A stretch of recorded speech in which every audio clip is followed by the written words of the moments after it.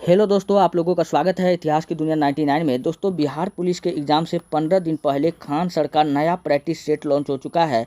संभवतः सारे प्रश्न एग्ज़ाम में यहीं से पूछे जाएंगे। तो चलिए हम लोग वीडियो को स्टार्ट करते हैं। पहला प्रश्न देखिए, आपके सामने में पूछा गया है कि भारतीय संविधान का कौन सा अनुच्छेद में देश के सभी नागरिकों को स्वतंत्रता का मूल अधिकार प्रदान करता है।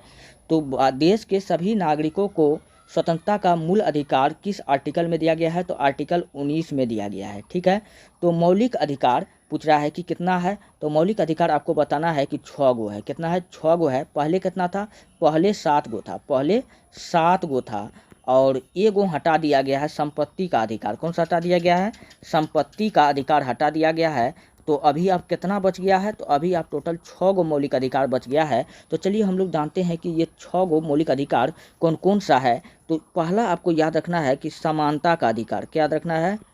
समानता का अधिकार। समानता का अधिकार। तो चलिए, समानता का अधिकार किस आर्टिकल में है? तो आर्टिकल 14 से 18 जो है समानता का अधिकार है। फिर आपको याद रखना है कि स्वतंत्रता का अधिकार। स्वतंत्रता का अधिकार और स्वतंत्रता का अधिकार आर्टिकल 19 से 22 है। 19 से 22 और यही प्रश्न आपसे यहाँ पर पूछा गया था। आर्टिकल 19 क्या है? स्वतंत्रता का अधिकार है। आर्टिकल 19 से 22 क्या है? स्वतंत्रता का बात किया गया है। तो ये बात आपको याद रखना है। और तीसरा मूल अधिकार आपका है शोषण के विरुद्ध अधिकार। शोषण के विरुद्ध अधिकार। शोषण के विरुद्ध अधिकार। और शोषण के विरुद्ध अधिकार जो है किस आर्टिकल में दिया गया है? तो यह जो है आर्टिकल 23 और 24 में दिया गया है। आर्टिकल 23 और 24 में दिया गया है शोषण के विरुद्ध अधिकार। फिर है चौथा मूल अधिकार आपको दिया गया है। चौथा, धर्म की स्वतंत्रता का अधिकार। व्यक्ति चाहे तो अपनी इच्छा से कोई भी धर्म रख सकता है, ऐसा विचार किस आर्टिकल में दिया गया है? आर्टिकल 25 से 28। क्या है? धर्म की स्वतंत्रता का अधिकार आर्टिकल 25 से 28 में है। आर्टिकल 25 से 28 में है। ठीक। फिर सांस्कृतिक और शिक्षा का अधिकार। पांचवा मूल अधिकार कौन है? सांस्कृतिक और शिक्षा का अधिकार। और शिक्षा का अधिकार यह किस आर्टिकल में दिया गया है? आर्टिकल 29 और 30 में दिया गया है। आर्टिकल 29 और 30 में दिया गया है। और आर्टिकल 32 में क्या दिया गया है? तो छठा मूल अधिकार है संवैधानिक उपचारों का अधिकार, जो आर्टिकल 32 में दिया गया है। आर्टिकल 32 में दिया गया है संवैधानिक उपचारों का अधिकार। यदि आपका मूल अधिकार में कोई भी हनन होता है, कोई भी दिक्कत आती है, तो आप जाकर के सीधा कहाँ पहुँच सकते हैं? सुप्रीम कोर्ट का दरवाज़ा खटखटा सकते हैं। यही आपका क्या है? संवैधानिक उपचारों का अधिकार, जिसको इस अधिकारों को बाबा साहब भीमराव अम्बेडकर ने कानून का आत्मा कहा है। ये बात आपको याद रखना है। अच्छा, मूल अधिकार पूछेगा कि भारतीय संविधान के किस भाग में वर्णित है? तो भाग 3 में है। पूछेगा कि किस आर्टिकल, किस अनुच्छेद में वर्णित है? तो 12 से 35 में मूल अधिकार वर्णित है। मूल अधिकार पूछेगा किस देश के संविधान से लिया गया है? तो यूएसए के संविधान से लिया गया है। तो ये सारा प्रश्न काफ़ी इंपॉर्टेंट है जो आपके एग्जाम में पूछा जाता है। तो चलिए हम लोग बढ़ते हैं दूसरे प्रश्न की ओर। अगला प्रश्न है, बिहार में नगर निगम के प्रमुख कितने अंग होते हैं? तो बिहार में नगर निगम के प्रमुख 3 अंग हैं। कौन कौन है? प्रमुख 3 अंग है। तो चलिए हम लोग देखते हैं कि इस नगर निगम के 3 अंग कौन कौन सा है। तो चलिए, पहला आपको जानना है कि इस नगर निगम का पहला अंग होता है नगर निगम परिषद। क्या होता है? नगर निगम परिषद। ठीक है। दूसरा अंग कौन सा है? अस्थाई समिति। अस्थाई समिति। तीसरा अंग इसका कौन सा है? नगर आयुक्त। नगर आयुक्त। ठीक है। तो यही 3 अंग है किसका? नगर निगम का। तो ऑप्शन नंबर 1 क्या हो जाएगा? बिल्कुल राइट हो जाएगा। अच्छा, अगर आपसे क्वेश्चन पूछा जाएगा कि भारत का पहला नगर निगम कहाँ स्थापित हुआ? तो भारत का प्रथम नगर निगम 1688 में स्थापित हुआ। कब हुआ? 1688 में स्थापित हुआ। पूछेगा कहाँ स्थापित हुआ था? मद्रास में। कहाँ स्थापित हुआ था? तो मद्रास में हुआ था। अच्छा, नगर निगम कहाँ स्थापित होता है? जिस शहर का जनसंख्या 10 लाख से अधिक हो। अगर जनसंख्या कितना हो जाएगा? जनसंख्या 10 लाख से 10 लाख से क्या होगा, अधिक होगा, तो उसको क्या कहा जाएगा, नगर निगम कहा जाएगा। और नगर निगम का जो चुनाव होता है, चुनाव प्रत्येक 5 वर्ष के बाद होता है। कितना होता है, प्रत्येक 5 वर्ष के बाद होता है। ये बात आपको याद रखना है। काफ़ी इम्पोर्टेंट प्रश्न, नगर निगम के प्रमुख को क्या कहा जाता है, तो नगर निगम के प्रमुख को महापौर कहा जाता है। क्या कहा जाता है, महापौर कहा जाता है। ये बात भी आपको याद रखना है। चलिए बढ़ते हैं नेक्स्ट प्रश्न की ओर। दूसरा नंबर का प्रश्न हो चुका और तीसरा नंबर का प्रश्न है, बिहार में छात्रों का सरकार के विरुद्ध आंदोलन कब शुरू हुआ था। तो बिहार में छात्रों का सरकार के विरुद्ध जो आंदोलन शुरू हुआ था वो कब हुआ था, तो वो हुआ था मार्च 1974 में। ऑप्शन नंबर 1 क्या हो जाएगा, बिल्कुल राइट हो जाएगा। और इस आंदोलन का नेता, छात्र आंदोलन का पूछेगा कि नेता कौन था, तो आपको याद रखना है कि कौन था, जेपी नारायण, जयप्रकाश नारायण था। कौन था, जयप्रकाश नारायण था। और जयप्रकाश नारायण को हम लोग किस नाम से जानते हैं, लोकनायक के नाम से जानते हैं। किस नाम से जानते हैं, लोकनायक के नाम से जानते हैं। और जयप्रकाश नारायण को हम लोग अमेरिका का दलाल भी कहते हैं। क्या कहते हैं, अमेरिका का दलाल भी कहते हैं। ये बात आपको याद रखना है। चलिए बढ़ते हैं नेक्स्ट अगले प्रश्न। चौथा नंबर का प्रश्न है, भारत के पूर्व प्रधानमंत्री इंदिरा गांधी के निर्वाचन को कब अवैधानिक करार दिया गया था।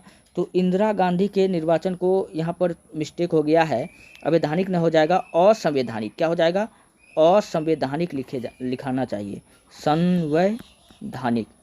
असंवैधानिक करार दिया गया था। वो कब किया गया था, 12 मार्च 1975। तो ऑप्शन नंबर 1 क्या हो जाएगा, बिल्कुल राइट। सॉरी दोस्तों, इसका हो जाएगा 12 जून 1975। ऑप्शन नंबर सी क्या हो जाएगा, बिल्कुल राइट हो जाएगा। चलिए बढ़ते हैं नेक्स्ट अगले प्रश्न की ओर। अगला प्रश्न है, भारत में आपातकाल किस तारीख को घोषित किया गया था। तो आपातकाल जो घोषित किया गया था वो 25 जून 1975 को घोषित किया गया था। ऑप्शन नंबर 1 इसका क्या होगा, राइट आंसर होगा। अच्छा, आपातकाल जो 25 जून 1975 को घोषित किया गया था, ये कौन घोषित की थी, इंदिरा गांधी ने की थी, इंदिरा गांधी। और उस समय यह भारत का प्रधानमंत्री थी। भारत का प्रधानमंत्री पूछेगा, इंदिरा गांधी ने आपातकाल कब लगाई थी, 25 जून 1975 को। उस समय यह भारत का प्रधानमंत्री थी। तो क्वेश्चन पूछा जाता है कि आपातकाल के समय भारत का राष्ट्रपति कौन था।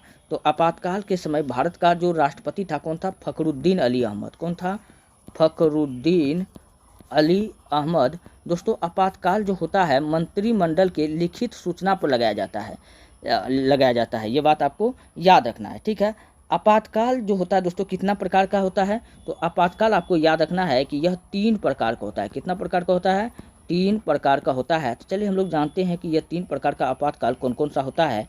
एक को हम लोग कहते हैं राष्ट्रीय आपातकाल। क्या कहते हैं, राष्ट्रीय आपातकाल।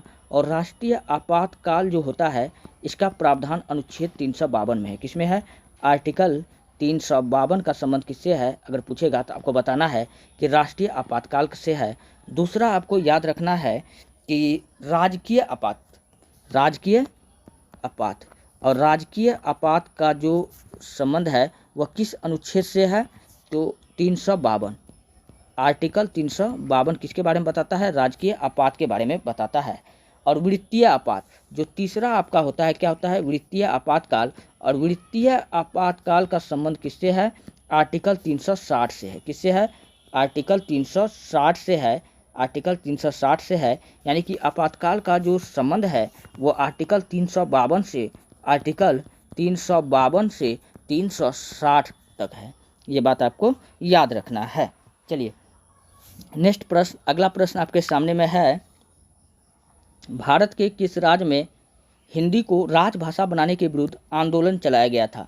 तो हिंदी को राजभाषा बनाने के लिए कहाँ आंदोलन चलाया गया था, तो भारत के तमिलनाडु राज्य में चलाया गया था। तो ऑप्शन नंबर डी क्या हो जाएगा, बिल्कुल राइट हो जाएगा। अच्छा, हिंदी जो है, हिंदी हमारा राजभाषा है। क्या है, राजभाषा है। इसको घोषित कब किया गया था, तो इसको 14 सितंबर 1949 को राजभाषा का दर्जा मिला। कब मिला, 14 सितंबर 1949 को हिंदी को राजभाषा मिला। इसलिए 14 सितंबर को प्रत्येक वर्ष क्या मनाते हैं, हिंदी दिवस मनाते हैं। क्या मनाते हैं, हिंदी दिवस मनाते हैं। और याद रखना कि हिंदी हमारा राजभाषा है। क्या है? राजभाषा है, परंतु राष्ट्रभाषा नहीं है। हिंदी हमारा राष्ट्रभाषा नहीं है, तो हिंदी हमारा और क्या है? राजभाषा है और मातृभाषा है। क्या है? मातृभाषा है, लेकिन राष्ट्रभाषा हिंदी नहीं है। चलिए बढ़ते हैं नेक्स्ट अगला प्रश्न की ओर। अगला प्रश्न है, दलित पैंथर्स भारत के किस जिले के दलित के सामाजिक आर्थिक बदलाव से संबंधित है? तो दलित पैंथर्स जो है वो किस जिले से संबंधित है? तो इस आपका राइट आंसर क्या हो जाएगा? महाराष्ट्र। ऑप्शन नंबर बी क्या हो जाएगा? बिल्कुल राइट हो जाएगा। अच्छा, दलित पैंथर्स के बारे में हम लोग जान लेते हैं। इसका स्थापना अगर पूछेगा कि दलित पैंथर्स का स्थापना कब हुआ, तो दलित पैंथर्स का स्थापना जो हुआ था वो कब हुआ था? 1972 में। 1972 में कहाँ हुआ था? महाराष्ट्र में हुआ था। महाराष्ट्र में हुआ था। ठीक है। और क्वेश्चन पूछा जाएगा कि दलित पैंथर्स का क्या उद्देश्य था? तो दलित पैंथर का दोस्तों उद्देश्य था दलित के अधिकार की रक्षा करना और जातिगत भेदभाव को समाप्त करना, इसका उद्देश्य था। ये बात आपको याद रखना है, क्वेश्चन पूछा गया था इसलिए मैंने आपको बताया। और दलित पैंथर्स का प्रमुख नेता पूछेगा, प्रमुख नेता कौन था? तो इसका जो प्रमुख नेता था, दो व्यक्ति का नाम आपको याद रखना है। एक का नाम याद रखना है नामदेव ढसाल। क्या नाम याद रखना है? नामदेव ढसाल। और दूसरा व्यक्ति का नाम क्या याद रखना है? दूसरा व्यक्ति का नाम आपको याद रख लेना है जेबी पवार। जेबी पवार, यही दलित पैंथर्स के कौन थे? नेता थे। चलिए बढ़ते हैं नेक्स्ट अगले प्रश्न की ओर। 7वां नंबर का प्रश्न हो चुका है, अब 8वां नंबर प्रश्न की ओर बढ़ते हैं।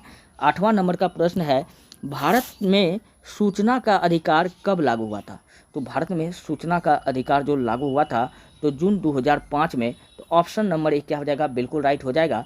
और कहाँ लागू हुआ था? तो यह राजस्थान में, सर्वप्रथम कहाँ लागू हुआ था? तो राजस्थान में। और राजस्थान में ही याद रखना कि पहली बार पंचायती राज व्यवस्था लागू हुआ था। क्या लागू हुआ था?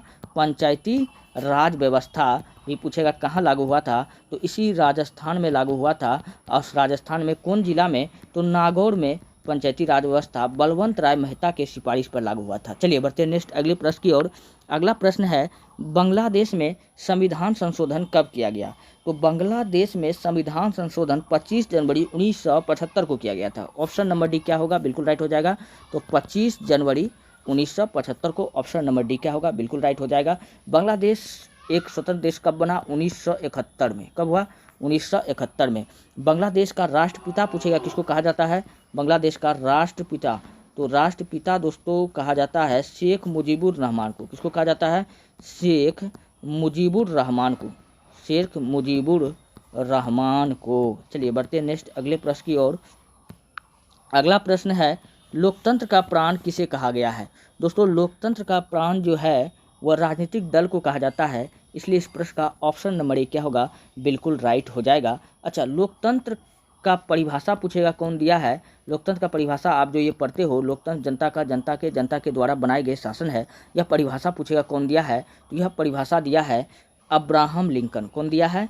Abraham Lincoln. और ये अब्राहम लिंकन कौन था भैया? यह अमेरिका का 16वां राष्ट्रपति था। अमेरिका का 16वां राष्ट्रपति पूछेगा कौन था? अब्राहम लिंकन, जिन्होंने लोकतंत्र का यह परिभाषा दिया है। तो यह बात आपको याद रखना है। चलिए बढ़ते हैं नेक्स्ट अगले प्रश्न की ओर। अगला प्रश्न 11 नंबर का प्रश्न है, काफ़ी शानदार प्रश्न है, काफ़ी इंपॉर्टेंट प्रश्न है। द्वितीय विश्व युद्ध का प्रमुख कारण क्या था? तो द्वितीय विश्व युद्ध का आपसे प्रमुख कारण पूछ रहा है। तो द्वितीय विश्व युद्ध का प्रमुख कारण क्या हो जाएगा? जर्मनी का पोलैंड पर आक्रमण। ऑप्शन नंबर 1 क्या हो जाएगा? बिल्कुल राइट हो जाएगा। अच्छा, द्वितीय विश्व युद्ध कब हुआ था? ये 1939 से 1945 तक चला था। 1945 तक चला था। टोटल कितना देश भाग लिया? तो 9 में से 3 गया 6, 5 में से 4 गया 1, टोटल 61 देश भाग लिया था द्वितीय विश्व युद्ध में। ठीक है। अच्छा, प्रथम विश्व युद्ध कब हुआ था? तो प्रथम विश्व युद्ध कब हुआ था? तो ये 28 जुलाई 1914 से 1918 तक चला था। और ये टोटल 4 वर्ष चला था। कितना वर्ष चला था? 4 वर्ष चला था। कितना देश भाग लिया था? 4 में से 1 गया 3 हो जाएगा, और इधर 9 में से 1 गया कितना हो जाएगा? हाँ, 8 में से 1 गया कितना हो जाएगा? 8 में से 1 गया 7 हो जाएगा, तो टोटल 37 देश भाग लिया। कितना लिया? 37 देश प्रथम विश्व युद्ध में भाग लिया था। ये बात आपको याद रखना है। और प्रथम विश्व युद्ध का अगर तत्कालिक कारण पूछेगा क्या था, प्रथम विश्व युद्ध का फर्स्ट वर्ल्ड वार का तत्काल फर्स्ट वर्ल्ड वार का तत्कालिक कारण क्या था? तो फर्स्ट वर्ल्ड वार का तत्कालिक कारण था ऑस्ट्रिया के राजकुमार आर्कडिक फर्डिनेंड का सिजवा में हत्या। ये बात आपको याद रखना है। चलिए बढ़ते हैं नेक्स्ट। अगला प्रश्न है, विश्वव्यापी आर्थिक मंदी किसके काल में आया और किस काल में आया? आर्थिक मंदी हम लोग जानते हैं कि 1929 से 1930 के बीच में आर्थिक मंदी आया। तो ऑप्शन नंबर ए क्या हो जाएगा? बिल्कुल राइट हो जाएगा। इस समय संपूर्ण देश का अर्थव्यवस्था काफ़ी खराब हो चुका था। क्वेश्चन पूछा जाता है कि आर्थिक मंदी से किस देश का अर्थव्यवस्था सबसे ज़्यादा डैमेज हुआ? तो यूएसए का अर्थव्यवस्था सबसे ज़्यादा डगमगा गया था आर्थिक मंदी से। तो ये बात आपको याद रखना है। अच्छा, क्वेश्चन पूछा जाएगा कि आर्थिक महामंदी में भारत पर क्या प्रभाव पड़ा? तो याद रखना है कि भारत के व्यापार में भी क्या हुआ था? गिरावट आया था। ये बात आपको याद रखना है। और सर्वाधिक प्रभाव किसको पड़ा? तो आपको बताना है अमेरिका को पड़ा। चलिए बढ़ते हैं नेक्स्ट। अगला प्रश्न है, यूरोप में नाजीवाद और फांसीवाद का उदय कब हुआ था? तो यूरोप में नाजीवाद और फांसीवाद का उदय जो हुआ था वो कब हुआ था? तो हम लोग पहले जान लेते हैं कि इसका जो उदय हुआ था दोस्तों प्रथम विश्व युद्ध के बाद हुआ। तो ऑप्शन देखिए कहाँ दिख रहा है, तो ऑप्शन नंबर सी में दिख रहा है कि प्रथम विश्व युद्ध के बाद हुआ। चलिए हम लोग जानते हैं नाजीवाद के बारे में। नाजीवाद या इसी को कहते हैं नात्सीवाद। क्या कहते हैं? नात्सीवाद। और इसका जो जनक कौन था? हिटलर था। कौन था? इसका जनक हिटलर था, एडोल्फ हिटलर था। और एक होता है फांसीवाद। क्या है? फांसीवाद। और इसका जो जनक पूछेगा कौन था, तो इसका जनक मुसोलिनी था। कौन था? मुसोलिनी था। तो ये बात आपको याद रखना है। चलिए बढ़ते हैं नेक्स्ट अगले प्रश्न की ओर। अगला प्रश्न है, जापान द्वारा पर्ल हार्बर पर आक्रमण कब हुआ? जापान ने पर्ल हार्बर पर आक्रमण कब किया था? तो ये किया था 7 दिसंबर 1941 में किया था। और यह पर्ल हार्बर क्या था? तो याद रखना अमेरिका का यूएसए का नौसैनिक अड्डा था। क्या था? नौसैनिक अड्डा था। और इसी अड्डा पर कौन आक्रमण किया? जापान ने आक्रमण किया। ये बात आपको याद रखना है। और इसका परिणाम क्या हुआ कि द्वितीय विश्व युद्ध में सेकेंड वर्ल्ड वार में अमेरिका शामिल हो गया। कौन हुआ? अमेरिका। पूछेगा क्यों शामिल हुआ, तो आपको याद रखना जापान ने जब पर्ल हार्बर पर आक्रमण किया था, जिसके बाद अमेरिका ने द्वितीय वर्ल्ड वार में शामिल हो गया। और ये अमेरिका शामिल कब हुआ द्वितीय वर्ल्ड वार में? तो ये हुआ 8 दिसंबर 1941 को। कब हुआ? 8 दिसंबर 1941 को द्वितीय विश्व युद्ध में अमेरिका शामिल हो गया। चलिए बढ़ते हैं नेक्स्ट अगले प्रश्न की ओर। अगला प्रश्न है, द्वितीय विश्व युद्ध के दौरान हिरोशिमा और नागासाकी पर परमाणु बम किसने गिराया था? तो वो कौन गिराया था? संयुक्त राज्य अमेरिका गिराया था। तो ऑप्शन नंबर सी क्या होगा इस प्रश्न का? बिल्कुल राइट हो जाएगा।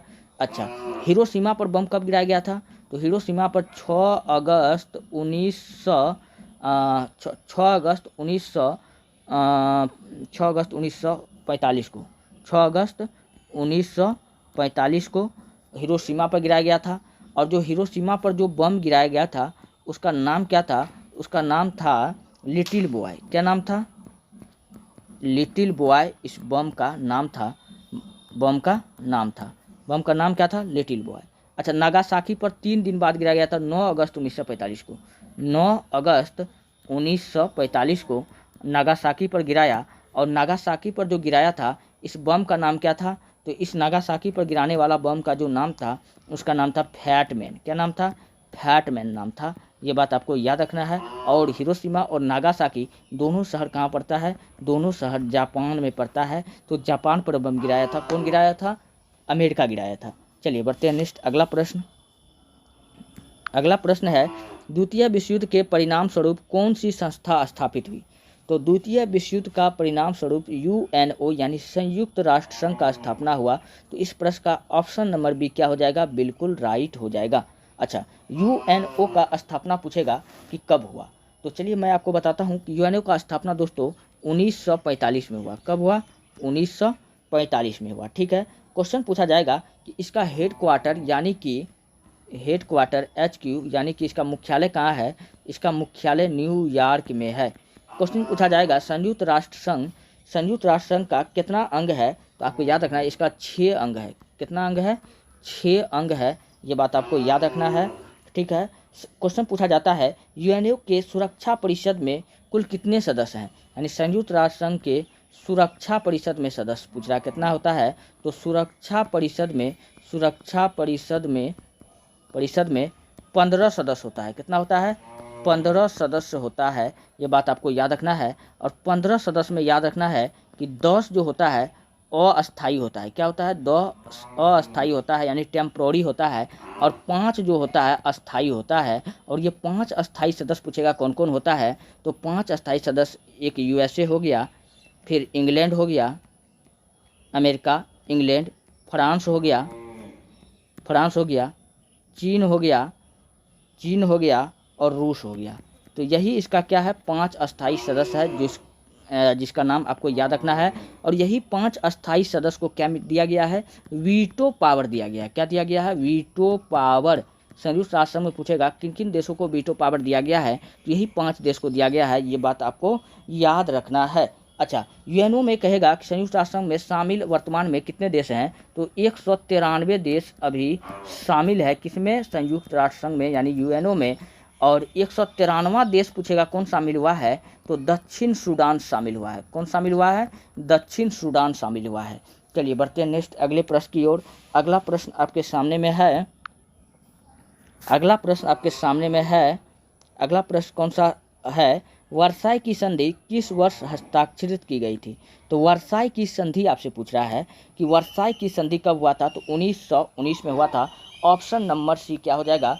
बिल्कुल राइट हो जाएगा। ये 28 जून को हुआ था। कब हुआ था? 28, एग्जैक्ट डेट बोला जाए तो 28 जून 1919 को हुआ था। ठीक है। वर्साई की संधि के बारे में जानते हैं। इसका उद्देश्य क्या था?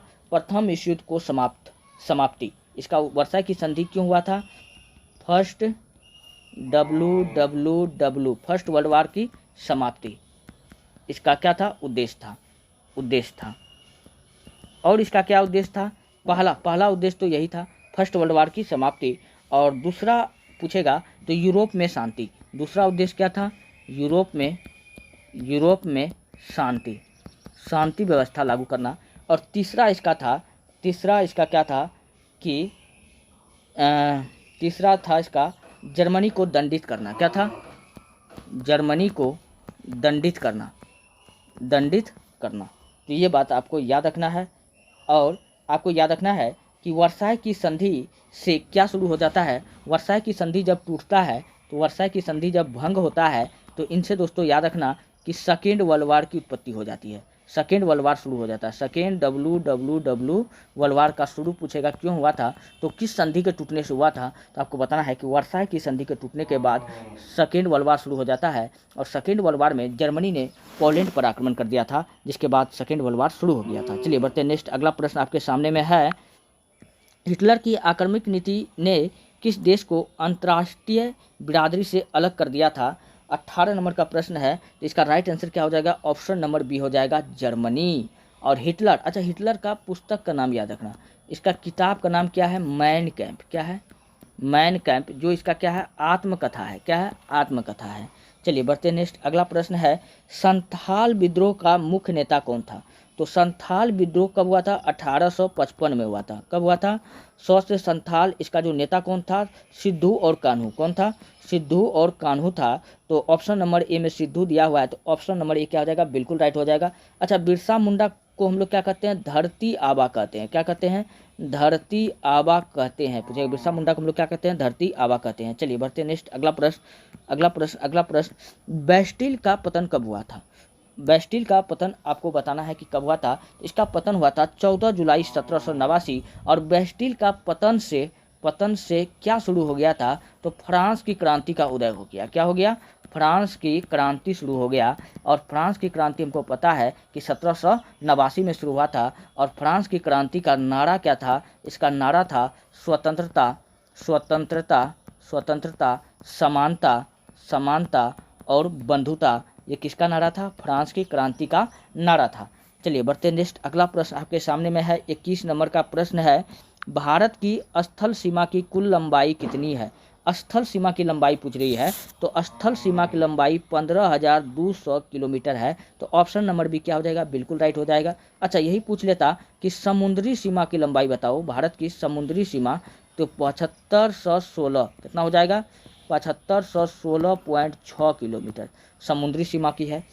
अब अगर क्वेश्चन पूछ लेता भारत का जलीय सीमा, हाँ ये जलीय सीमा है, ये क्या है, समुद्री सीमा यानी जलीय सीमा है। क्वेश्चन पूछेगा भारत का स्थलीय सीमा किस देश के साथ सर्वाधिक लगती है, तो याद रखना भारत का स्थलीय सीमा सबसे अधिक किस देश के साथ लगती है, तो देश में अगर पूछेगा तो आपको बताना है बांग्लादेश, बांग्लादेश बताना है। और इसके साथ कितना लगता है, 4096 किलोमीटर, 4096 किलोमीटर लगता है। और सबसे कम पूछ लेता किसके साथ लगता है, तो सबसे कम अफगानिस्तान के साथ लगता है, AFG अफगानिस्तान के साथ कितना लगता है, 106 किलोमीटर लगता है। तो ये बात आपको याद रखना है। चलिए, भारत का सबसे कम अगर कह देता कि जलीय सीमा, भारत का सबसे कम जलीय सीमा बताओ किस देश के साथ लगता है, तो जलीय सीमा में श्रीलंका जलीय या समुद्री सीमा, तो श्रीलंका और मालदीव हो जाएगा, क्या हो जाएगा, मालदीव हो जाएगा। चलिए बढ़ते नेक्स्ट अगला प्रश्न आपके सामने में है। अगला प्रश्न क्या हो जाएगा, अगला प्रश्न 22 नंबर का प्रश्न को हम लोग देखते हैं। 22 नंबर का प्रश्न है, भारतीय मानक समय IST ग्रीनविच मेन टाइम, जिसको हम लोग GMT, जिसे ग्रीनविच एम से मेन टी से टाइम, ग्रीनविच मेन टाइम के बीच अंतर कितना है, 5.5 घंटा का अंतर है। ऑप्शन नंबर बी क्या हो जाएगा, बिल्कुल राइट हो जाएगा। और ये GMT लाइन कहाँ है, तो GMT लाइन जो है, ग्रीनविच मेन टाइम को हम लोग क्या कहते हैं, GMT लाइन कहते हैं। ये कहाँ है, इंग्लैंड में है, इंग्लैंड में है। और ये इंग्लैंड के बीचों बीच से ये गुजरता है, ये बात आपको याद रखना है। कौन सा शहर है, तो ग्रीनविच।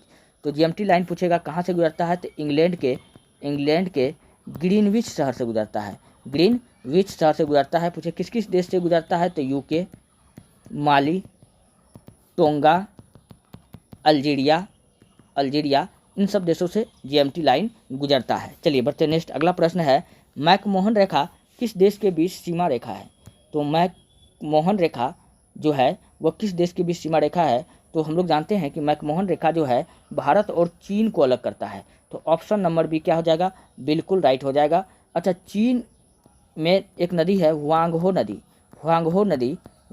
नदी, और इस नदी को हम लोग क्या कहते हैं, पीली नदी, क्या कहते हैं, पीली नदी। और इसी नदी पर चीन की सभ्यता का विकास हुआ था, किसका हुआ था, चीन की सभ्यता का विकास हुआ था, ये बात आपको याद रखना है। अच्छा, भारत और पाकिस्तान के बीच कहेगा कौन रेखा है, तो भारत और पाकिस्तान के बीच में है रेड क्लिफ रेखा, कौन रेखा है, रेड क्लिफ रेखा। भारत और अफगानिस्तान के बीच में कहेगा कौन सा रेखा है, भारत और अफगानिस्तान के बीच में तो डुरंड रेखा, कौन रेखा है, डुरंड रेखा है, ये बात आपको याद रखना है। चलिए बढ़ते नेक्स्ट अगला प्रश्न है, खादड़ और बांगर निम्नलिखित में से किस मृदा का प्रकार है, तो खादड़ जो है यह एक खादड़ और बांगर दोनों जलोढ़ मिट्टी का प्रकार है। और नई जलोढ़ मिट्टी को दोस्तों हम लोग क्या कहते हैं, आपको याद रखना है कि नई जलोढ़ मिट्टी को हम लोग क्या कहते हैं, नई जलोढ़ मिट्टी को हम लोग खादड़ कहते हैं।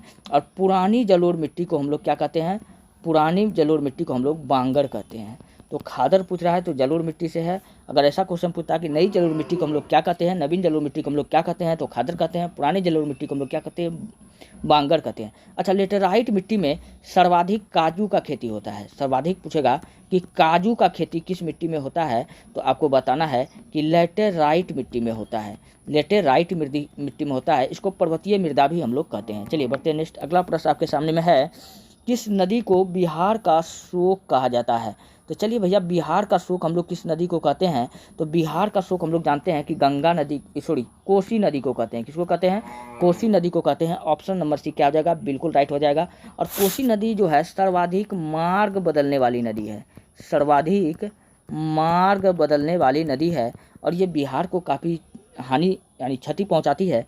आज इस रास्ते से जा रही है तो कल आपका घरे में घुस जाएगा तो आपको क्षति पहुंचा देगा, इसलिए इसको क्या कहते हैं, बिहार का शोक कहते हैं। और कोसी नदी पर दोस्तों पूछेगा कि बांध कहाँ बना हुआ है, कोसी नदी पर अगर बांध का बात किया जाए तो बिहार और नेपाल के बॉर्डर पर बना हुआ है। कहाँ बना हुआ है, बिहार और नेपाल के बॉर्डर हनुमानगढ़ में बना हुआ है। कहाँ बना हुआ है, हनुमानगढ़ में बना है। चलिए बढ़ते नेक्स्ट। अगला प्रश्न आपके सामने में है कि चलिए 25 ही आज यहाँ पे छोड़ देते हैं और इसके बाद से मैं आपको, और क्योंकि वीडियो काफ़ी लंबा हो जाएगा, अगर आपको दोस्तों वीडियो अच्छा लगता है, हेल्पफुल लगता है, तब आप हमारे चैनल को सब्सक्राइब कीजिए और वीडियो को लाइक कीजिए, जितना हो सके अपने दोस्तों में शेयर कर दीजिए। मिलते हैं नेक्स्ट वीडियो में, धन्यवाद।